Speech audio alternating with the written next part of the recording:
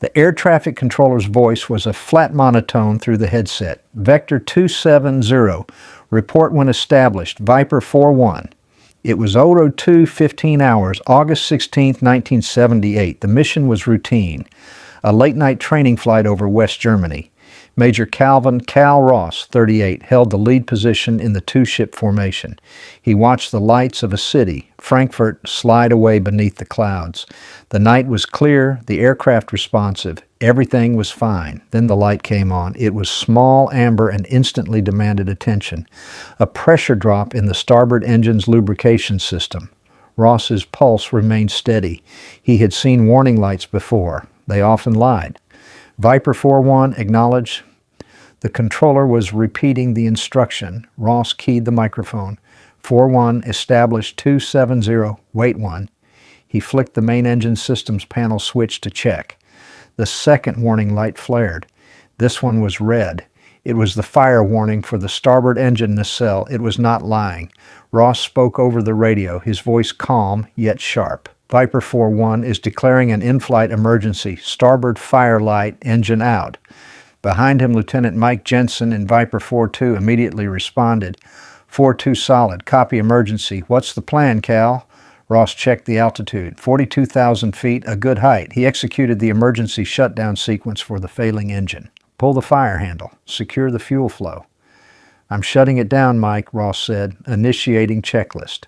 I need you to stay formation right and keep a close eye on the nacelle. Look for visual fire. Jensen's voice was tight. Negative visual fire, Cal, but I'm seeing heavy smoke from the exhaust port. Black smoke. Ross knew what that meant. The fire suppression system was working, or the fire was contained, but the engine was cooked. It was a single engine return now. He initiated a shallow turn, aiming the aircraft back towards the nearest base, Ramstein. He was already talking to the tower again. Ramstein Control, Viper 4-1 is on one engine. Request immediate landing clearance. I'm 35 minutes out. There was a pause. The controller at Ramstein was now fully awake. The controller replied, Viper 4-1, understand you are over the Taunus Mountains, approaching the Frankfurt terminal area. Advise your current fuel and status. Ross looked at the navigation screen. The planned route took him right over the densely populated suburbs of Frankfurt. He had to cross the city airspace to make it to Ramstein. The turn was already bringing him closer to the metropolitan glow on the horizon. Fuel is good for a single-engine approach, Ross stated. Aircraft is stable, but the vibration is increasing. We are taking it home. The problem was the vibration. It was getting worse, a heavy, grinding shudder that transmitted through the rudder pedals and the stick. This was not just a seized engine. This meant damage to the airframe or the engine mount itself. It meant the remaining engine was taking a punishment it wasn't designed for. He made a quick, firm decision. Mike, I need you to climb and get ahead of me. Check the airframe over your shoulder. Check my remaining engine. Roger that, Cal. Climbing now. The climb was slow. The aircraft was heavy. Ross watched the second engine's instruments. Oil pressure holding, temperatures rising slowly. The vibration persisted. It was a time bomb now. Lieutenant Jensen, now slightly above and ahead, maneuvered the second jet into a slow high arc, giving him a clean look back at Ross's ailing aircraft. Cal, I have a clean view of your port engine, Jensen reported, his voice now strained, devoid of the earlier professional control. There's a massive hydraulic leak. I can see the fluid spray. It's hitting the main wing structure. Ross felt the controls go slightly looser. The hydraulic system ran the flight controls. If the system failed, the jet would become a 300-mile-an-hour rock. He processed the information immediately. Copy. Hydraulic failure confirmed. The aircraft is compromised. Ramstein Control cut in, the voice now that of a senior flight supervisor. Viper 4-1, we see your profile. You are 70 miles from base. You are directly over an urban area. Prepare for a controlled descent and ejection readiness. Ross looked out the canopy.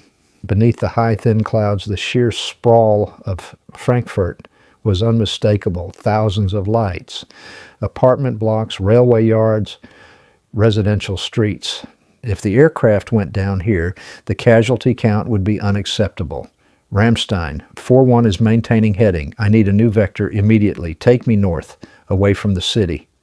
Ross's tone held no argument, only instruction. Viper 4-1, that is a violation of the recovery plan. You must maintain this course for the shortest glide path to the runway. Ross gripped the yoke. The vibration had worsened to a deep, resonant rumble, shaking his teeth. He felt the control surfaces begin to chatter violently. The remaining engine was tearing itself apart. He turned the jet north. He physically fought the controls to make the turn. Ramstein, I am turning north, away from the city center. I cannot risk an uncontrolled impact in a civilian zone. Stand by for ejection of my wingman.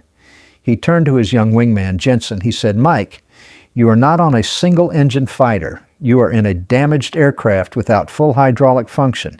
You are still over a populated area. You have done your duty. Jensen was silent for a breath. Cal, I can stay. I can talk you in. Negative. The aircraft is becoming uncontrollable. That's an order, Mike. Get out now. Take it up to 45,000. Eject north of the city, over the open fields. Confirm you are prepared.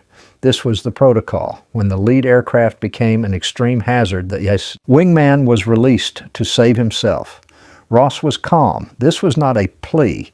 It was a command structure, simply carried out. Jensen replied, his voice a tight thread. Roger, 4-1. Prepared to eject. Good luck, Cal. Ross watched the flash of fire under Jensen's seat as Viper 4-2 rocketed upwards. Seconds later, a small white parachute blossomed high in the black sky. Jensen was safe. Ross was now alone. The jet bucked hard. The turn north had placed tremendous stress on the remaining engine and the failing hydraulic lines. Ross had to use the trim controls and muscle the stick to keep the nose up. The shutter was a sledgehammer now. It felt like the entire wing assembly was trying to depart the aircraft. Ramstein Control's voice was high-pitched and urgent. The supervisor, a Colonel Hayes, was now on the line. Viper 4-1, you are now flying 020. You are heading into mountainous terrain. You are increasing your risk exposure. You must eject immediately. Ross looked down. The sprawl of the city was still vast, but the density was beginning to thin out to the north. He was over the last ring of suburbs, still full of life, but better than the central business district. He keyed the mic, his voice clear and steady. Colonel Hayes, this is Major Ross. I cannot. The aircraft is still flyable, barely, but it is still under my control. If I eject now, this jet will pitch over and become a weapon. It will hit a residential area. Ross, listen to me. Protocol is ejection at first uncontrollable state. That aircraft is beyond saving. You have a family. Your life is your duty now. Eject. That is a direct order. Colonel Hayes' voice was cracking with the gravity of the command. Ross ignored the emotional pull. He had made a decision when the second red light came on. The life of a single pilot did not outweigh the lives of hundreds of sleeping civilians. Roger, Ramstein, order is understood, Ross stated. He didn't argue. He didn't philosophize. He just gave his own status. I am overriding the command. I have a clean window of only 20 seconds. I can steer the jet towards the unpopulated forest north of the city. He corrected a sharp yaw to the left. The control inputs were sluggish. The plane was dying. Ross, you are a dead man. That is not courage. That is disobeying a direct order. If you stay in that seat, you are committing suicide, Hayes shouted. The transmission was rough with static. Ross did not reply. The conversation was over. He had to use all his concentration on the controls. He pushed the stick forward, initiating a slight controlled descent. He needed to trade altitude for control authority. He was dropping through 20,000 feet. The trees and peaks of the Taunus foothills were beginning to take shape below. He needed to buy another 60 seconds. 60 seconds to pass the last scattered farmhouses. 60 seconds to get the jet deep into the forested hills where the impact would be absorbed by rock and timber. He was flying a coffin now, and he had to land it where it could do the least harm. The aircraft was a symphony of destructive sounds, the shriek of the good engine fighting the drag, the deep, heavy groan of the airframe under stress, the violent chatter of the hydraulic lines losing pressure. Ross was fighting a one-sided battle with the stick. The rudder pedals felt like they were pushing against thick mud. He was flying by the trim tabs and the sheer physical force of his arms. He was still in communication with Ramstein, though the urgency had been replaced by a grim, professional silence.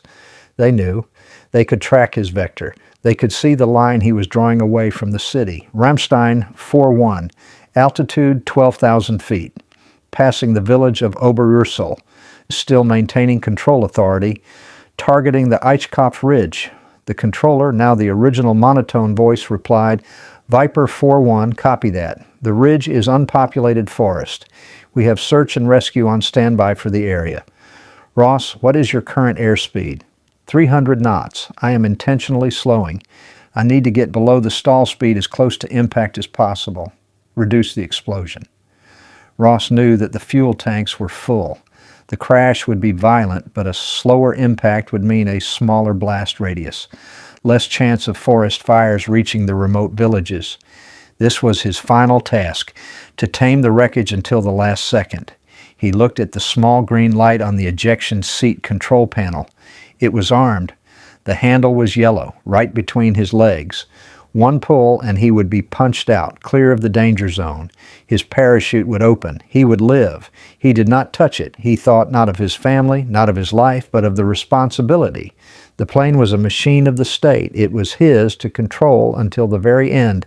The job was to protect the lives under him. He was a professional. This was the moment.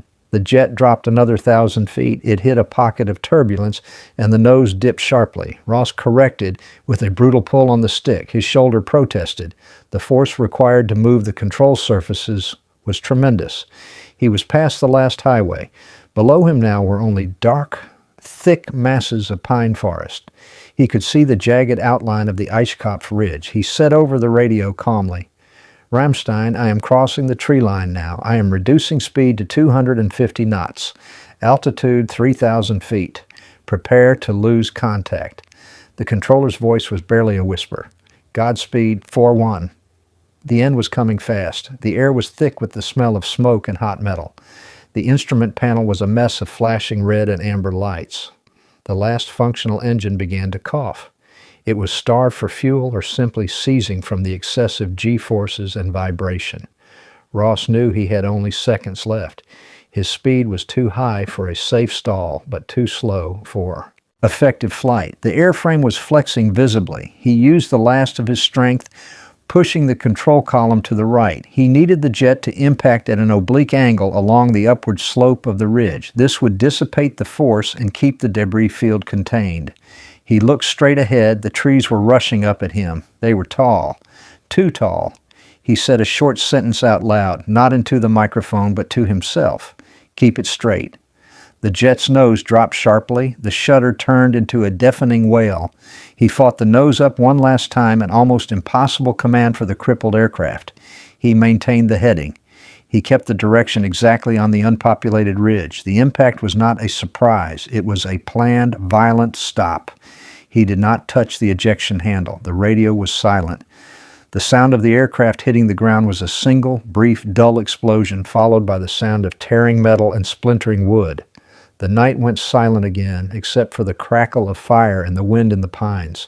The city lights of Frankfurt, miles away, continued to glow, uninterrupted. The search and rescue team, directed by Rammstein Control, found the wreckage at first light, deep in the heavily forested, unpopulated hills of the Eichkopf Ridge. The impact site was precisely where Major Ross had stated he was aiming. The jet had struck the upward slope of the ridge at high speed, tearing a deep trench through the rock and pine trees for over 500 yards. The resulting fire was contained, having consumed mostly the forest debris before being extinguished by a quick response team. Colonel Hayes was on site with the investigation team. He looked grim, his hands clasped behind his back. The recovery crew worked carefully through the debris field. The tail section was found first, then parts of the wing, finally the main cockpit section, which was inverted and crushed. The lead investigator, a burly, quiet man named Schultz, walked up to Colonel Hayes. His face was devoid of expression. He reported to "Colonel, we have recovered Major Ross, confirmed deceased." Hayes nodded. He did not ask how. He asked, "Wait, what about the ejection seat?" Schultz pointed to the wreckage. "The seat is fully armed, sir. All safety pins are stowed. The ejection handle was never pulled. He stayed in the cockpit. He rode the aircraft down." Hayes stared at the crushed metal. The survival instinct was absolute. Pull the handle. Live. Ross had defied that. Schultz added, "The controls, sir." The control column was still clutched in his hands. His position indicates he was fighting the yoke all the way to impact. He was steering it away from the populated areas.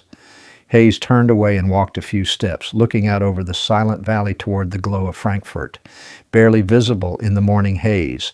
He said to no one in particular, his voice thick, he was ordered to eject. I ordered him to eject. Schultz replied, "Yes, sir," but he chose his own heading. The accident investigation was swift and conclusive. The initial engine failure was attributed to a faulty bearing in the compressor stage, a known non-fatal defect. The critical secondary failure, the hydraulic loss and the catastrophic vibration, was caused by the subsequent violent engine separation. The technical report outlined the final minutes. Major Ross had kept the aircraft under control for an impossible amount of time. The forces on the control column in the final moments were documented as exceeding all known safety margins for human input. Ross had been essentially moving tons of metal with sheer concentrated effort. In the debriefing room at Ramstein, Colonel Hayes addressed the remaining pilots. The room was heavy with silence. "We have analyzed the tapes. The flight profile was clear." Major Ross turned the aircraft against protocol to avoid the city center. He ignored a direct, lawful order to eject. A young lieutenant cleared his throat. "Sir, why didn't he just pull the handle?" Hayes looked at the young man. "Because the jet was still under his control, and he was over people. The moment he pulled that handle, the plane became a falling bomb. He had no guarantee of where it would land. By staying in the seat, he could choose the location." Hayes walked over to a map of the Frankfurt region. He pointed to the small, dark patch of forest on the ridge. He gave up his life to save the lives of people he didn't know. He made a moral calculation in the cockpit. The aircraft's value was less than the lives below. Hayes tapped the map. He performed his duty. Not the duty to save his own life, which is standard procedure, but the higher duty, the duty to protect the civilian population.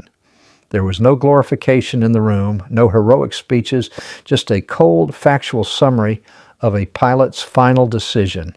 It was a lesson in quiet professionalism taught at the highest cost. Ross had followed the training. He had used the controls. He had put the aircraft down where it belonged, where it could do no more harm. Major Calvin Ross was buried with full military honors. There was no widespread media fanfare.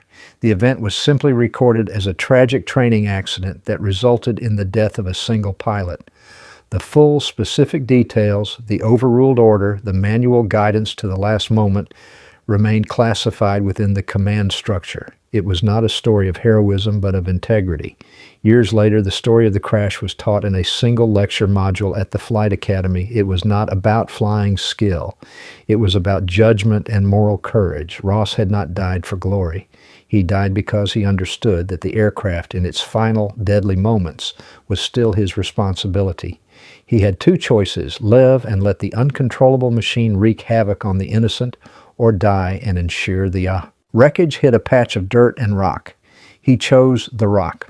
His choice was not driven by religious dogma or a political ideal. It was the simple, raw decision of a man who believed in the weight of his professional oath. He had sworn to protect, and that included protection from the very instruments he commanded. He looked at the lights of the city. He saw the homes and the streets. He saw the sleeping families. He knew the risk. He never pulled the handle. When the investigators walked the quiet, scarred ground of the Eichkopf Ridge, they found the shattered wreckage, the armed ejection seat, and the evidence of a professional who remained in control until the last quarter second. Major Calvin Ross made his final, most profound decision in complete isolation at 300 miles per hour in the dark, with no witnesses but the silent forest. He did what was right, not what was safe. He chose duty over survival. That choice, unseen and uncelebrated, remains the quiet measure of the man.